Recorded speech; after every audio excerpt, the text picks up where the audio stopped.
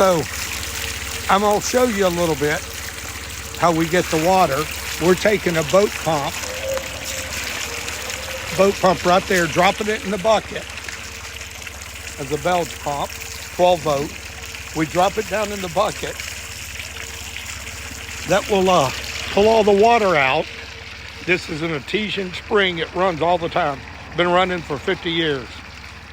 So it's good, clean water. We've had it tested, nice and clean. We're in Beaverton, Alabama. So that's gonna suck that up with that 12 volt boat pump into the pickle barrel. That holds 58 gallons. Then we just got a 25-foot lead where this wire just goes straight to the truck battery. So that's powering everything.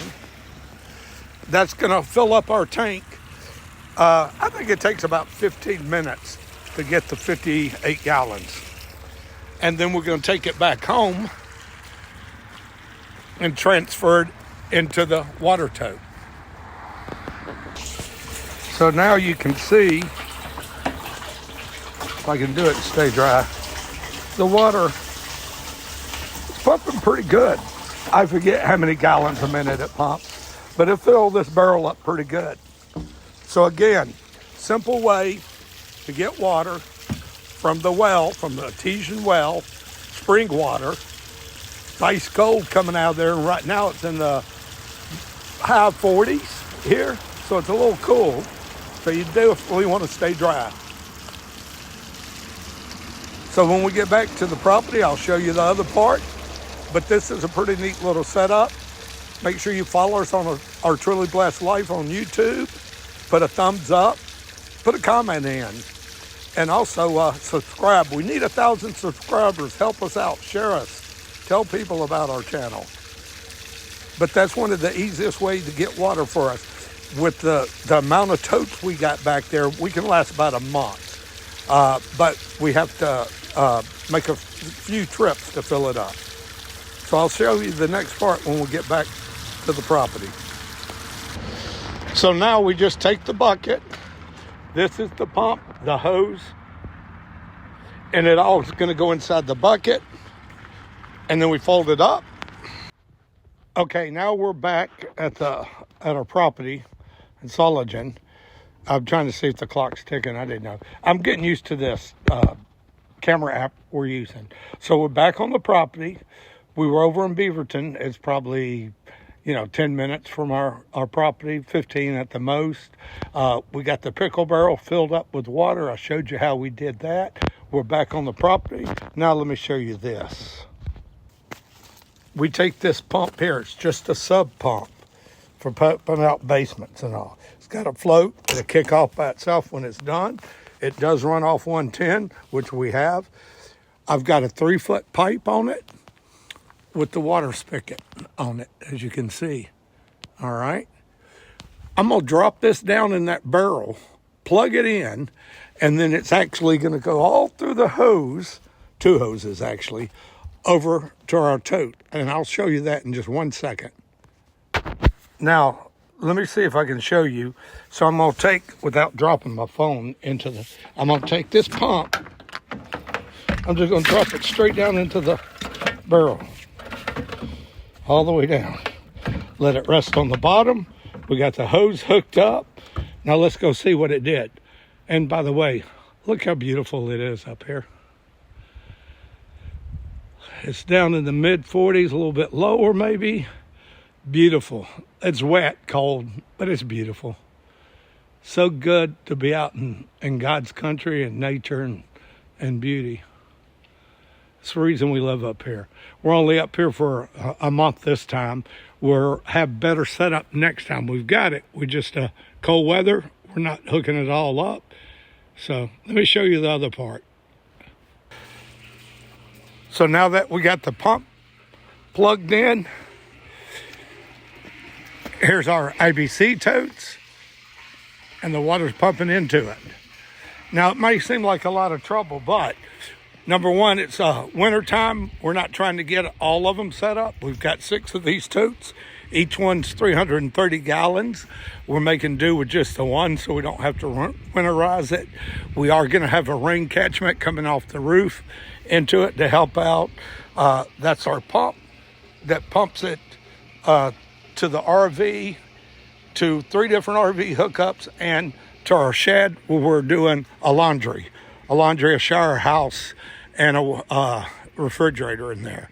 So we got 200 amp service here, and we've got 200 amp service over there where the motorhome's going to go. So right now, like I said, we're basically only trying to 1 tank. We don't want to winterize all of it. We're going to be leaving in a week. But this is a pretty simple way. Once you fill it up, when we fill all the totes up, we've got a month's worth of water, And then catching rainwater will help, and just surviving. Our hot water tank for the shower and goes into the laundry. So, and then of course we buried all this line underground. It's actually going all under here. That water hose is the one we're using now, but it goes over to there. There's a spigot there. This is all for the septic to tie into the laundry. This is the project we're working on now. We've got the septic over there. If you look, you can see we got a few clean outs right here. The septic's down there. A couple more of our totes that we're working on painting black. That's the septic back in there. And then this will be the septic going over to the motorhome. So basically, we're half off grid. We do have electric, which is a blessing, but that's our setup. Just thought I'd share it with you. Anybody out there lives off grid? How do you do your water supply? Do you have a well? We didn't bother a well. We couldn't find nobody up here in this area. We're kind of remote to drill it. We might try again later, but for now we're not really concerned about it. We're not living here full time, so we're good with what we've got. So how do y'all do your water if you're out in the country like that? Do y'all haul water? Do you have it delivered? Just tell us how you do it. Remember, follow us on Our Truly Blessed Life on YouTube. Leave a comment. We're trying to build up a channel here. Leaving a comment helps. Asking questions help. Putting a thumbs up helps. Also, share the channel and subscribe. We need 1,000 subscribers. We're like at 8 something now. Help us out. Subscribe to it. We'll try to keep a few videos going, show you what we're up to. And if you'd like to see a video on anything, how we did the electric, this land looked just like that when we got it, all trees. So we come in with the excavator. We cleared out this section here. We came in with the bulldozer next, leveled it out. And then we buried the septic. We had the electric run underground. And we put a drainage ditch coming around. That's what this is. We're going to rock that or sod all that.